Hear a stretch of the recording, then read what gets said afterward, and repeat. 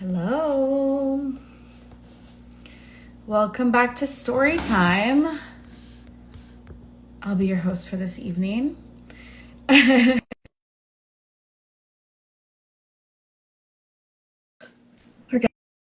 guest from our first episode, A Court of Thorns and Roses, which we are reading tonight.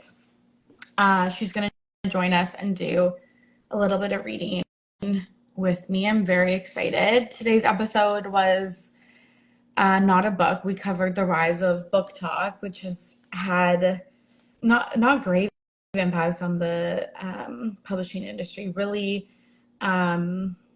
great great impact on the industry, because I feel like reading's cool again. Sorry, I'm distracted because Megan's here. Let's see if we can get her to join us.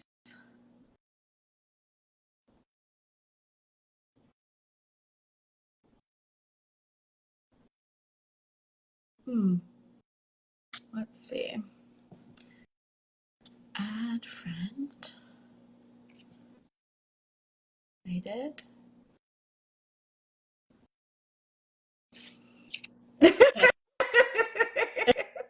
It happened. It worked. How are you? I'm good. How are you? Good. How was your work day? Oh, I'm like happy that it's over and that I get to do something fun like this now. I know, you love reading aloud. I know, it's so fun. We were just talking about that. I know. Have you always loved that? Like from childhood? Like did your parents read to you? Yeah, they did. Like big childhood memory was like my dad reading all of the Harry Potter books out loud to me when I was a kid, up until like I was too old to like kind of be read them, but I like remember the sadness of being like, I'm maybe a little too old for him to read me every night, and I remember being like sad about that because it was like so special. So yeah, I loved that. That's so cute. It's funny when we like police our behaviors like that, when it's like, who cares? And like, who made that up? So true, so true. It's like, yeah, why is somebody too old to be read to? Yeah. I think we were talking about that, and I think it's like very sweet, and I think it's like a kind and compassionate and like loving thing that you can do for somebody who you like know or are with, and I'm excited about it. Totally. How do you want to do this? Do you want to do you want to each read a chapter? Yeah, I think we could each read a chapter, and we should probably like we'll have an hour for it. And I looked at the ones that you picked, and I'm just like, perfect. Like, of course.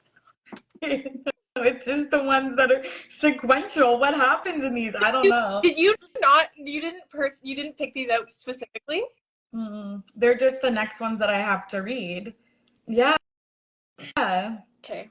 Oh, is it because of the Lucian content, or why are you excited? No, it's like just at the perfect chapter 5 and 6, right? Like it's like as you start reading chapter 5 if you want to start, and then do you want me to start? Yeah, and then I can do chapter 6. Yeah.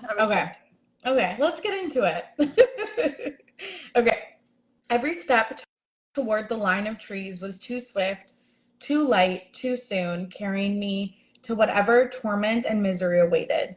I didn't dare look back at the cottage. We entered the line of the trees. Darkness beckoned beyond, but a white mare was patiently waiting, unbound, beside a tree, her coat like fresh snow in the moonlight. She only lowered her head, as if in respect of all things, as the beast lumbered up to her. He motioned with a giant paw for me to mount.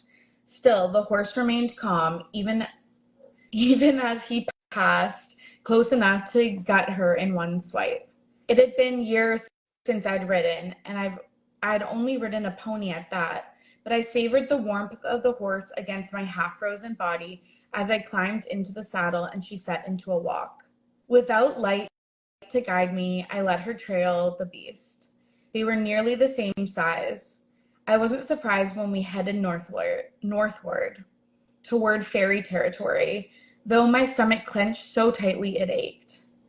Live with him. I could live out the rest of my mortal life on his lands. Perhaps this was more merciful, but then he hadn't specified in what manner exactly I would live. The treaty forbade fairies from taking us as slaves, but perhaps that excluded humans who'd murdered fairies. We'd likely go to whatever rift in the wall he'd used to get here, to steal me. And once we went through the invisible wall, once we were in Prythian, there was no way for my family to ever find me. I'd be little more than a lamb in a kingdom of wolves. Wolf. Murdered a fairy, that was what I had done. My throat went dry. I'd killed a fairy. I couldn't bring myself to feel badly about it. Not with my family left behind me to surely starve. Not when it meant one less wicked, awful creature in the world. The beast had burned my ash arrow, so I'd have to rely on luck to get even a splinter of the wood again if I was to stand a chance of killing him or slowing him down. Knowledge of that weakness, of their susceptibility to ash, was the only reason we'd ever survived against the High Fae during the ancient uprising, a secret betrayed by one of their own. My blood chilled further as I uselessly scanned for any signs of the narrow trunk and explosion of branches that I'd learned marked ash trees. I'd never seen the forest so still. Whatever was out there had to be tame compared to the beast beside me, despite the horse's ease around him. Hopefully he would keep other fairies away after we entered his realm. Prythian. The word was a death knell that echoed through me again and again. Lands. He said he had lands, but what kind of dwelling? My horse was beautiful and its saddle was crafted of rich leather, which meant he had some sort of contact with civilized life. I'd never heard of the specifics of what the lives of fairies or high fae were like. Never heard much about anything other than their deadly abilities and appetites. I clenched the reins to keep my hands from shaking. There were a few first-hand accounts of Prythian itself. The mortals who went over the wall, either willingly as tributes from the children of the blessed or stolen, never came back. I'd learned most of the legends from villagers, though my father had occasionally offered up a milder tale or two on the nights he made an attempt to remember we existed. As far as we knew, the High Fae still governed the northern parts of our world. From our enormous island over the narrow sea separating us from the massive continent, across depthless fords and frozen wastelands and sandblasted deserts, all the way to the great ocean on the other side. Some fairy territories were empires. Some were overseen by kings and queens. Then there were places like Prythian, divided and ruled by 7 high lords, being of such unyielding power that legend claimed they could level buildings, break apart armies, and butcher you before you could blink. I didn't doubt it. No one had ever told me why humans chose to linger in our territory, when so little space had been granted to us and we remained in such close proximity to Prythian. Fools. Whatever humans had stayed here after the war must have been suicidal fools to live so close. Even with the centuries-old treaty between the mortal and fairy realms, there were rifts in the warded wall separating our land, holes big enough for those lethal creatures to slip into our territory to amuse themselves with tormenting us. That was the side of Prythian that the children of the blessed never deigned to acknowledge. Perhaps the side of Prythian I'd soon witness. My stomach turned. Live with him, I reminded myself again and again and again. Live, not die. Though I suppose I could also live in a dungeon. He would likely lock me up and forget that I was there, forget that humans needed things like food and water and warmth. Prowling ahead of me, the beast's horns spiraled toward the night sky, and tendrils of hot breath curled from his snout. We had to make camp at some point. The border of Perithian was days away. Once we stopped, I would keep awake for the entirety of the night and never let him out of my sight. Even though he'd burned my ash arrow, I'd smuggled my remaining knife in my cloak. Maybe tonight would grant me an opportunity to use it. But it was not my own doom I contemplated as I let myself tumble into dread and rage and despair. As we rode on, the only sounds snow crunching beneath paws and hooves. I alternated between a wretched smugness at the thought of my family starving and thus realizing how important I was, and a blinding agony at the thought of my father begging in the streets, his ruined leg giving out on him as he stumbled from person to person. Every time I looked at the beast, I could see my father limping through town, pleading for coppers to keep my sisters alive. Worse, what Nesta might resort to in order to keep Elaine alive. She wouldn't mind my father's death, but she would lie and steal and sell anything for Elaine's sake, and her own as well. I took in the way the beast moved, trying to find any weakness. I couldn't detect none. I could detect none. What manner of fairy are you? I asked, the words nearly swallowed up by the snow and trees and star-heavy sky. He didn't bother to turn around. He didn't bother to say anything at all. Fair enough. I'd killed his friend after all. I tried again. Do you have a name or anything to curse him by? A huff of air that could have been a bitter laugh. Does it even matter to you, human? I didn't answer. He might very well change his mind about sparing me, but perhaps I would escape before he decided to gut me. I would grab my family and we'd stow away on a ship and sail far, far away. Perhaps I would try to kill him, regardless of futility, regardless of whether it constituted another unprovoked attack, just for being the one who came to claim my life. My life, when these fairies valued ours so little. The mercenary had survived. Maybe I could too. Maybe. I opened my mouth to ask him for his name, but a growl of annoyance rippled out of him. I didn't have a chance to struggle, to fight back, when a charged metallic tang stung my nose. Exhaustion slammed down upon me and blackness swallowed me whole. I awoke with a jolt atop the horse, secured by invisible bonds. The sun was already high. Magic. That's what the tang had been. It was keeping my limbs tucked in tight, preventing me from going for my knife. I recognized the power deep in my bones from some collective mortal memory and tear. How long had it kept me unconscious? How long had he kept me unconscious rather than have to speak to me? Gritting my teeth, I might have demanded answers from him, might have shouted to where he still lumbered ahead, heedless of me. But then chirping birds flitted past me and a mild breeze kissed my face. I spied a hedge-bordered metal gate ahead. My prison, or my salvation, I couldn't decide which. 2 days. It took 2 days from my cottage to reach the wall and enter the southernmost border of Perithian. Had I been held in an enchanted sleep that long? Bastard.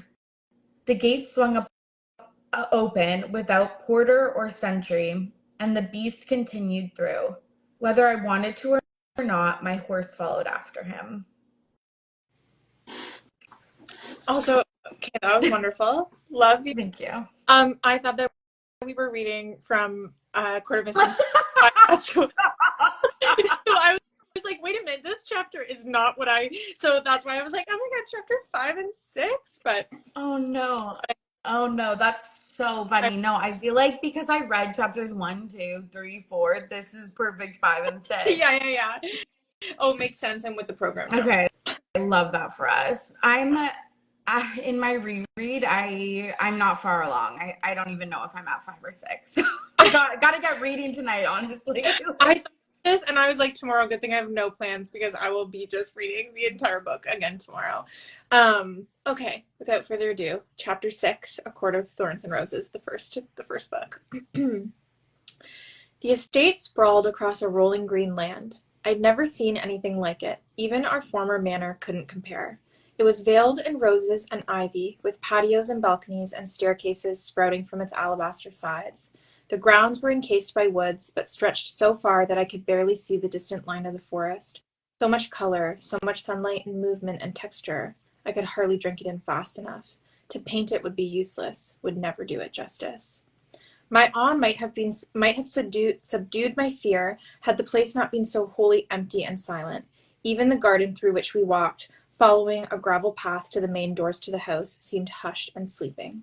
Above the array of amethyst irises and pale snowdrops and butter-yellow daffodils swaying in the balmy breeze, the faint stench of metal tickled my nostrils. Of course it would be magic, because it was spring here. What wretched power did they possess to make their land so different from ours, to control the seasons and weather as if they owned them?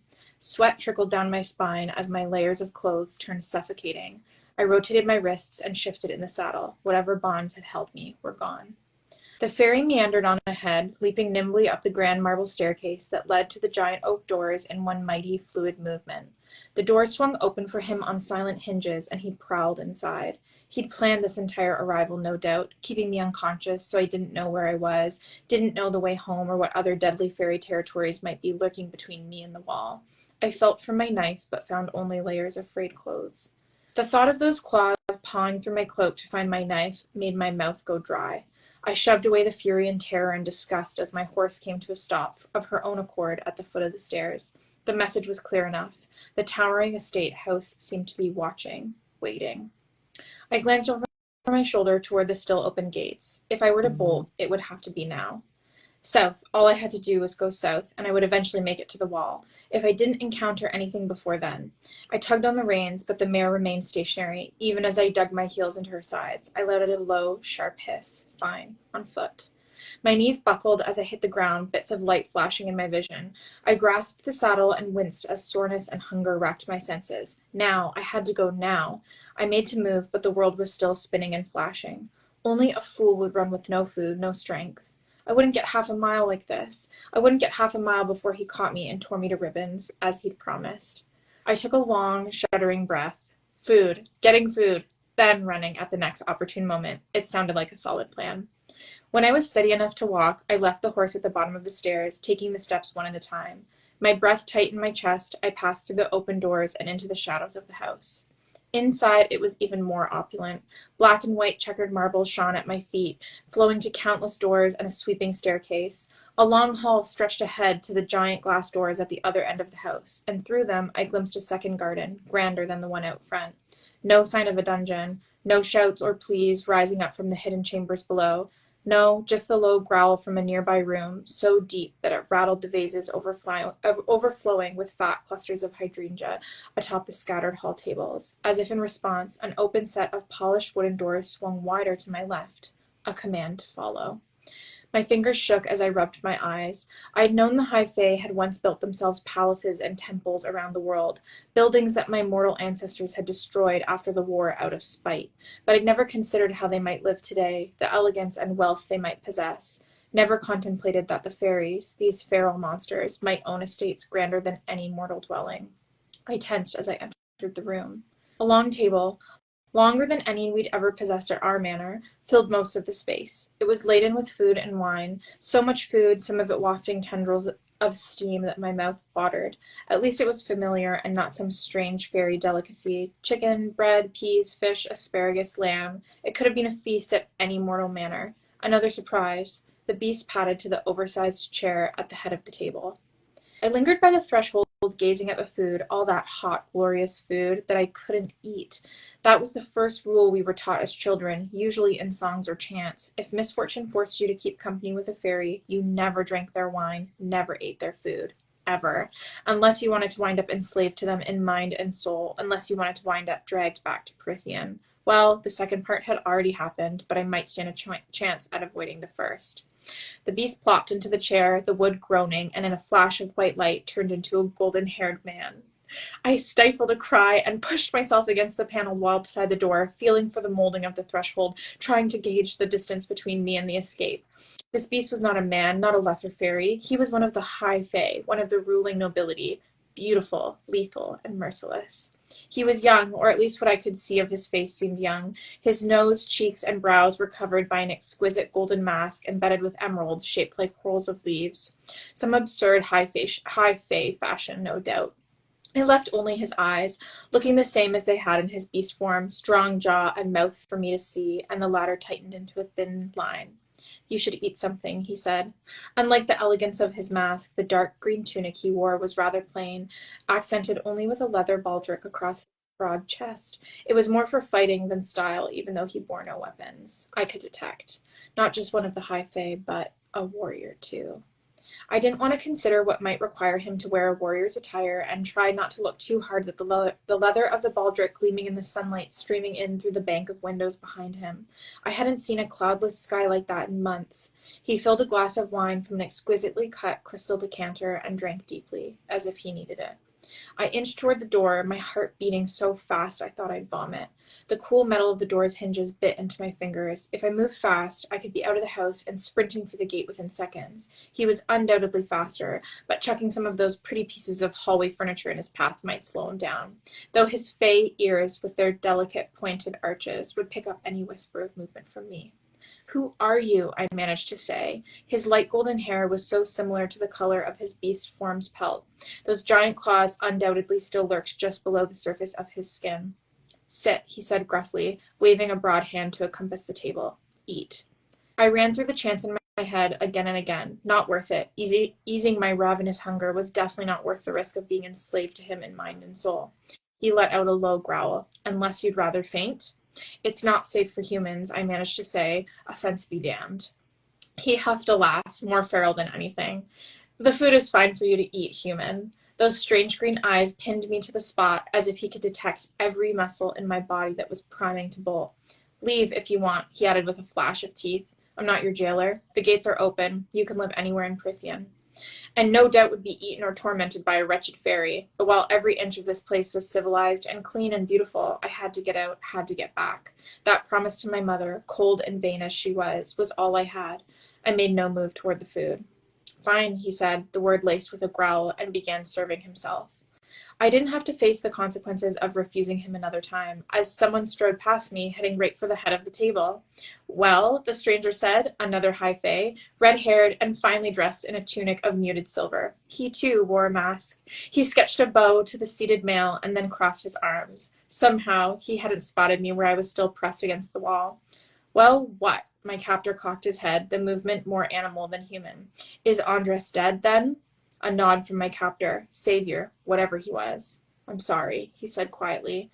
"How?" the stranger demanded, his knuckles white as he gripped his muscled arms. "An ash arrow," said the other. His red-haired companion hissed. The treaty's summons led me to the mortal. I gave her safe haven.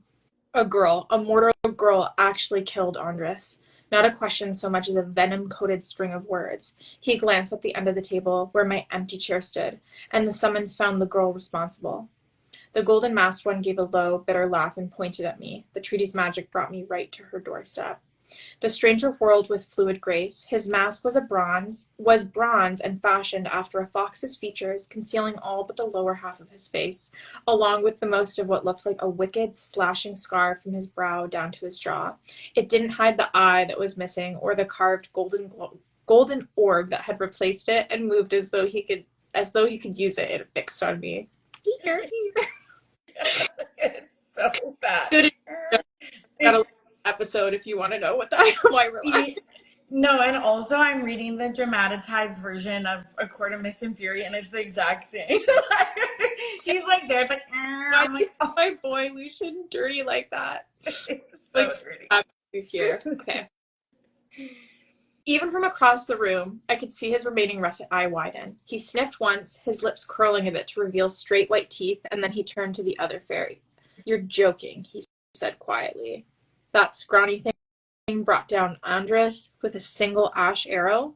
Bastard, an absolute bastard. A pity I didn't have the arrow now, so I could shoot him instead."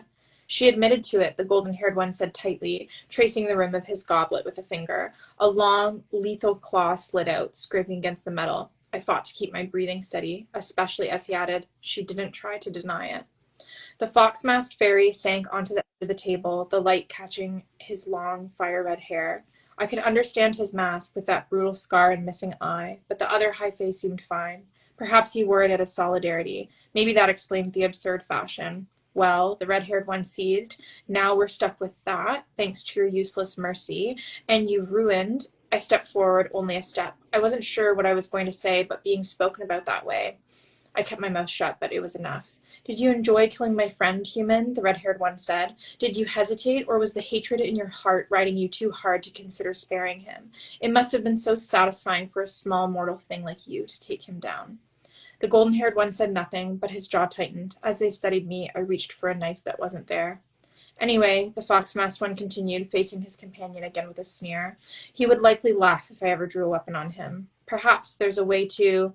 Lucian, my captor said quietly, the name echoing with a hint of a snarl. Behave. Lucian went rigid, but he hopped off the edge of the table and bowed deeply to me. My apologies, lady. Another joke at my expense. I'm Lucian, courtier and emissary. He gestured to me with a flourish. Your eyes are like stars and your hair like burnished gold. He cocked his head, waiting for me to give him my name, but telling him anything about me, about my family, and where I came from. Her name is Feyre, said the one in charge, the beast. He must have learned my name at the cottage. Those striking green eyes met mine again and then flicked to the door. Alice will take you to your room. You could use a bath and fresh clothes. I couldn't decide whether it was an insult or not. There was a firm hand at my elbow, and I flinched. A rotund brown-haired woman in a simple brass bird mask tugged on my arm and inclined her head toward the open door behind me. Her white apron was crisp above her homespun brown dress, a servant. The masks had to be some sort of trend then. If they cared so much about their clothes, about what even their servants wore, maybe they were shallow and vain enough for me to deceive, despite their masters' warrior clothes. Still, they were high fae. I would have to be clever and quiet and bide my time until I could escape. So I let Alice lead me away. Room, not cell. A small relief then. I'd barely made it a few steps before Lucian growled, "That's the hand the cauldron thought to deal us. She brought Andras down. We never should have sent him out there. None of them should have been out there. It was a fool's mission." His growl was more bitter than threatening. Could he shapeshift as well? Maybe we should just take a stand. Maybe it's time to say enough. Dump the girl somewhere, kill her, I don't care. She's nothing but a burden here. She'd sooner put a knife in your back than talk to you or any of us. I kept my breathing calm, my spine locking, and no, the other bit out. Not until we know for certain that there is no other way will we make a move. And as for the girl, she stays unharmed. End of discussion. Her life in that hovel was hell enough. My cheeks heated even while I loosed a tight breath, and I avoided looking at Alice as I felt her eyes slide to me. A hovel. I suppose that's what our cottage was when compared to this place. "And you've got your work cut out for you, old son," Lucian said. "I'm sure her life will be a fine replacement for Andras's. Maybe she can even train with the others on the border." A snarl of irritation resonated through the air. The shining, spotless halls swallowed me up before I could hear more. Do you want to do some of the rest? Do you want me to finish the last pages? Okay. Alice led me through halls of gold and silver until we came to a lavish bedroom on the second level. I'll admit I didn't fight that hard when Alice and two other servants, also masked, bathed me, my hair, and then plucked me until I felt like a chicken being prepared for dinner. For all I knew, I might be very well their next meal. It was only the high fae's promise to live out my days in Prythian instead of dying that kept me from being sick at the thought. While these fairies also looked human, save for their ears, I'd never learned what the high fae called their servants. But I didn't dare to ask or to speak to them at all, not when just having their hands on me, having them so close was enough to make me focus solely on not trembling. Still, I took one look at the velvet turquoise dress Alice had placed on the bed and wrapped my white dressing gown tightly around me, sinking into a chair and pleading for my old clothes to be returned. Alice refused, and when I begged again, trying my best to sound pathetic and sad and pitiful, she stormed out. I hadn't worn a dress in years. I wasn't about to start, not when escape was my main priority. I wouldn't be able to move freely in a gown. Bundled in my robe, I sat for minute after minute, the chattering of small birds in the garden beyond the windows, the only sounds. No screaming, no clashing weapons, no hint of any slaughter or torture.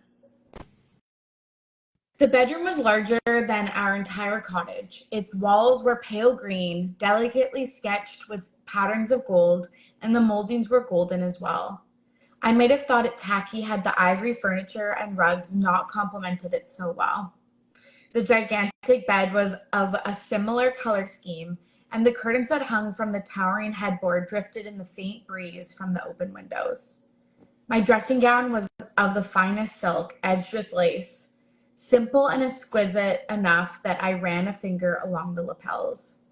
The few stories I'd heard had been wrong, or 500 years of separation had muddled them. Yet I was still prey, still born weak and useless compared to them. But this place was peaceful, calm, unless that was an illusion too. And the loophole in the treaty was a lie, a trick to set me at ease before they destroyed me. The high fae liked to play with their food. The door creaked and Alice returned, a bundle of clothing in her hands.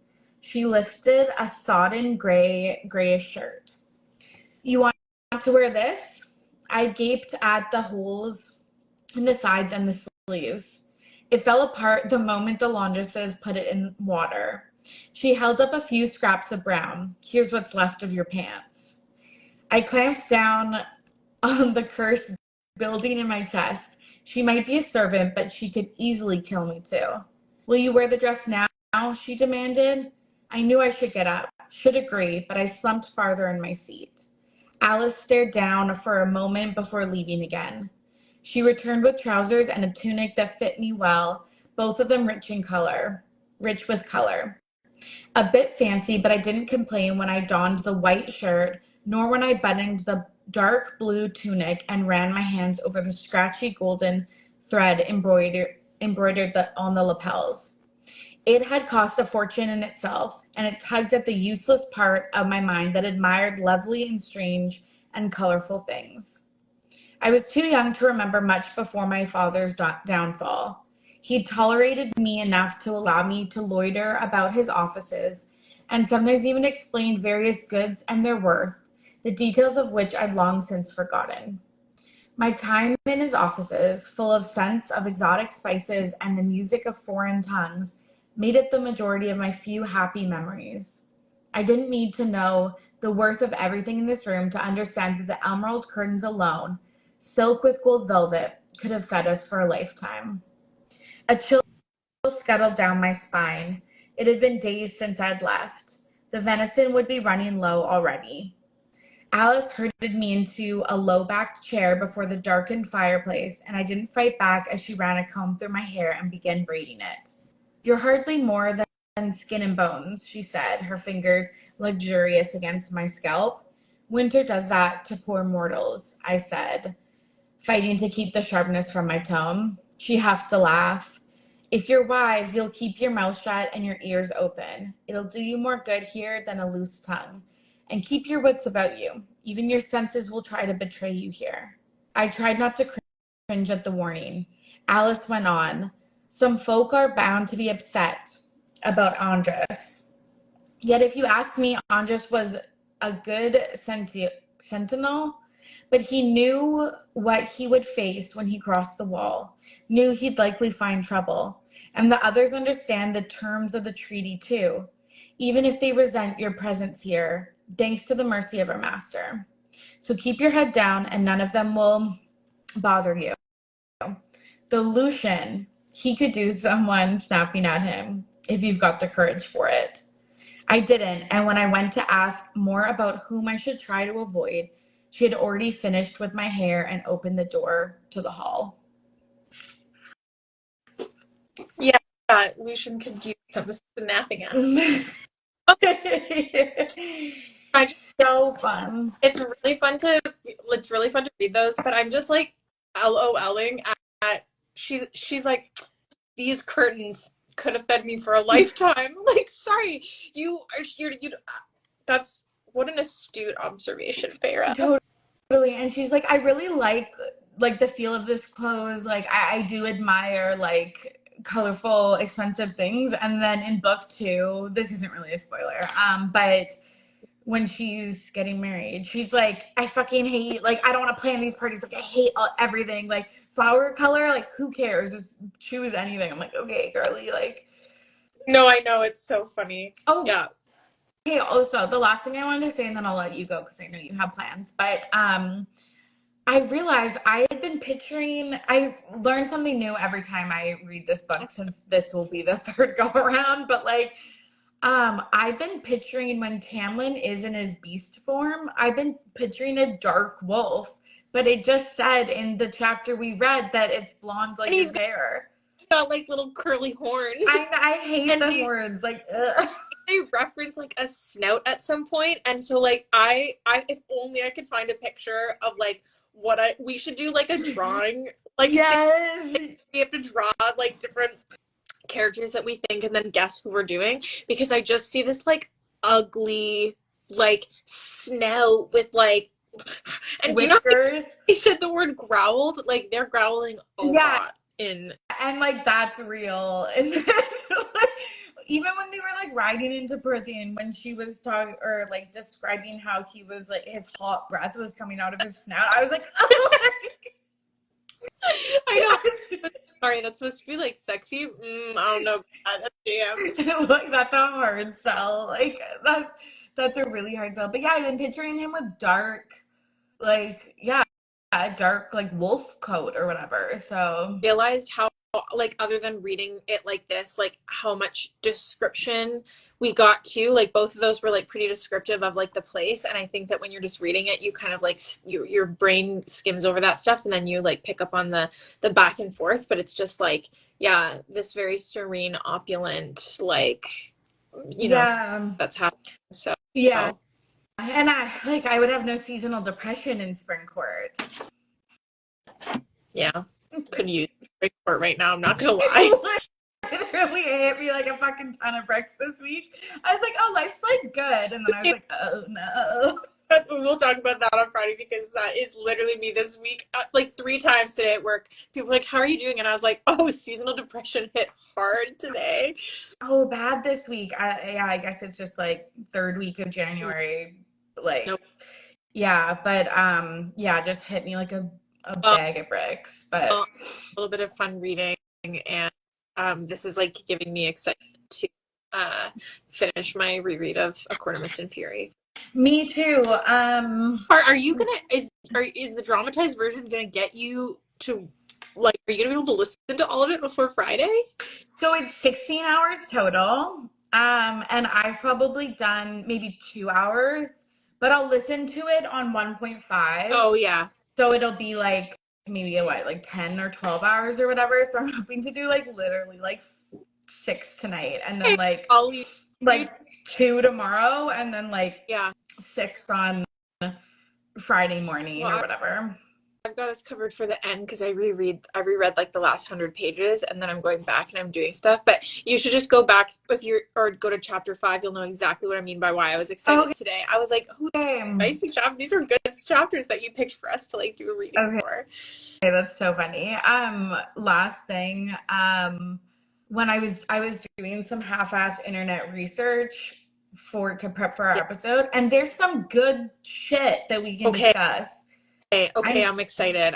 So excited. Like a playlist, like Stephanie Meyer, like he came out with that she said she like listened to while she was reading it or writing.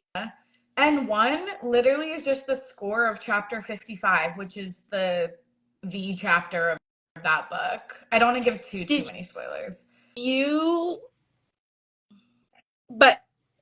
know of the composer who has made music for this? No. Okay, we'll talk about that too then, because there is a composer who just loved the book so much that she made a track called Music Under the Mountain, which is what Feyre hears that he sends down to her. I'm going to send it to you right after this. I listened to it so much last year that she was my 5th. It was in your Spotify Wrapped.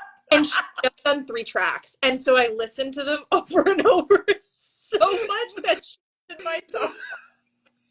No, literally, I'm so down bad right now that I put on like an Akatar ambiance playlist or something like that, and then I was like, this will never be me. Like what?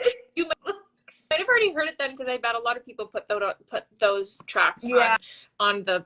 Okay, maybe. Yeah, that's so funny. Okay, this was so fun. what I learned, Okay, and continues to listen to us. We should do this again. literally. Okay, thank you so much, and I'll see you Friday. Okay, bye.